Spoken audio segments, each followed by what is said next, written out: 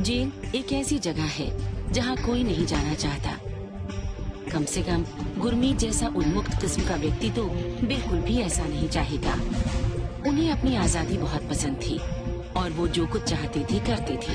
हालांकि वो शादीशुदा थे, लेकिन फिर भी उनका ज्यादातर समय अपने दोस्तों के साथ ही बीतता था। शादी के बाद हमारी जो संगति थी गलत बंदों के साथ होने से, लड़ाई झगड़ा करना, शराब पीना, लोगों को कुटना मारना, ये हमारी जिंदगी में। गुरमीत और उनके दोस्त जब शराब पी लेते थे तो अपने काबू में नहीं रहते थे। वो हिंसा पर उतारू हो जाते थे। एक रात ये लोग अपने दोस्त के लिए एक काम करने के लिए निकल पड़े। लालच में दोस्त की कोठी थी चंडीगढ़, उसको खाली कराने गए।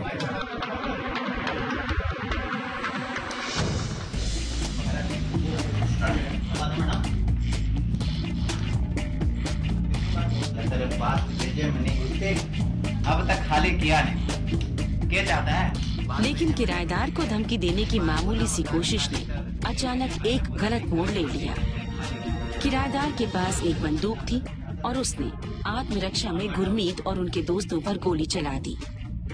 जवाबी कार्रवाई में गुरमीत ने भी गोली चलाई, जिससे किराएदार की मौत हो गई और गुरमीत गिरफ्तार हो गए। उस टाइम में जवानी में थे, नशे में जब शराब पीते थे फिर कोई सोचता नहीं पड़ता। जेल की जिंदगी बहुत मुश्किल थी और गुरमीत जिस आजादी को बहुत पसंद करते थे वो यहाँ आकर छिन गई।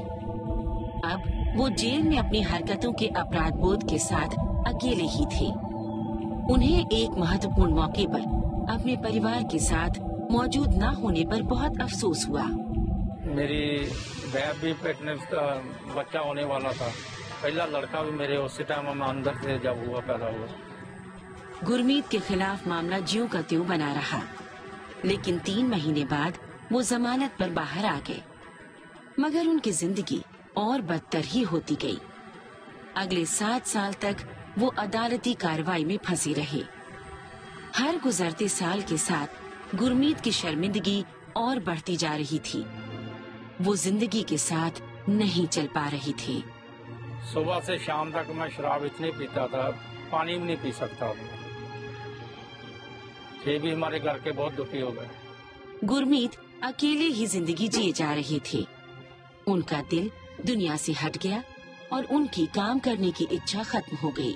अब तो वो बस शराब पीने के अपने अगले दौर के लिए ही जिंदा रहना चाहते थे। जब उनके परिवार ने उन्हें रोकने की कोशिश की तो वो हिंसक हो गए।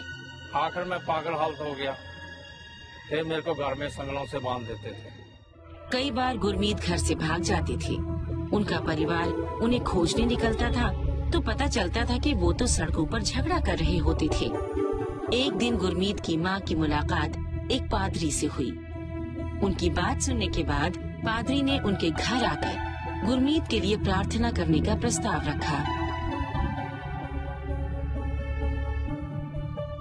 संगलों से बंधे हुए थे, ये आए, इन्होंने प्रार्थना की। मेरे को तो यही पता लगा भी आदमी हमारे वास्ते प्रार्थना कर रहे हैं, हमारे वास्ते विनती कर रहे हैं, अरदास कर रहे हैं इस भाई को राम आ जाए।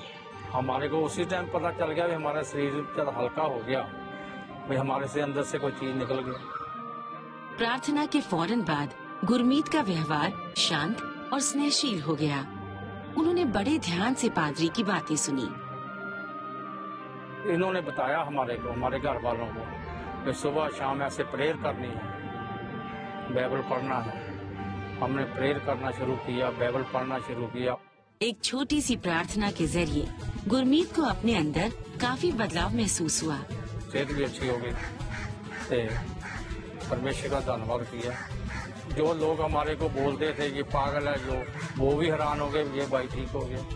यीशु मसीह के बंदे इनके घर में आए, उन्होंने प्रार्थना की, अरदास की, बेनती की, प्रभु को परमेश्वर ने ठीक कर दिया। गुरमीत फिर से अपने काम पर लौट गए और उन्होंने शराब पीनी छोड़ दी। अपने परिवार के प्रति उनका रवैया जिम्मेदाराना हो गया। इतना ही नहीं, उन्होंने तो एक निस्वार्थ जीवन जीना भी शुरू कर दिया। प्रभु यीशु मसीह को कबूल किया।